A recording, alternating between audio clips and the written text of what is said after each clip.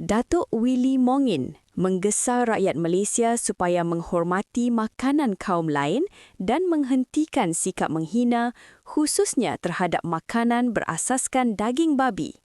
Beliau menegaskan toleransi perlu diamalkan walaupun terdapat makanan yang berbau kuat seperti budu dan belacan.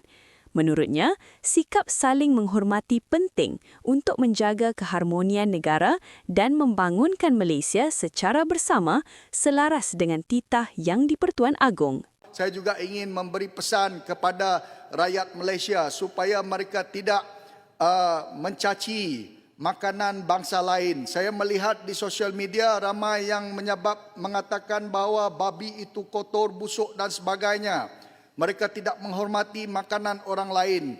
Kita sebagai orang Dayak tidak pernah mencaci dan menghina makanan orang lain. Sebab itu, kita sebagai orang yang makan babi ini tidak banyak yang mengambil rasuah. Tidak banyak yang makan dadah. Tidak banyak yang sampai membuat perkara yang pelik-pelik. Tapi kita dituduh makan babi dan kita tidak menjadi orang bertamadun. Saya rasa ini perlu dihentikan oleh rakyat Malaysia, oleh mana-mana pihak. Sebab kita perlu menghormati makanan orang lain. Walaupun babi itu busuk, busuk lagilah budu dan belacan.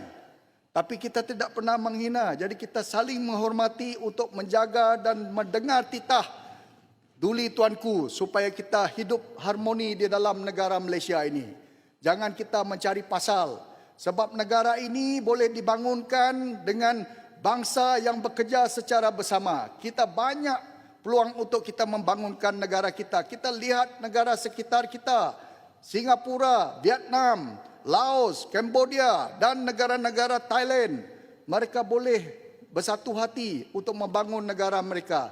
Kenapa tidak di dalam Malaysia ini? Jadi saya berharap kita akur dan menjunjung kasih kepada titah Duli Tuanku.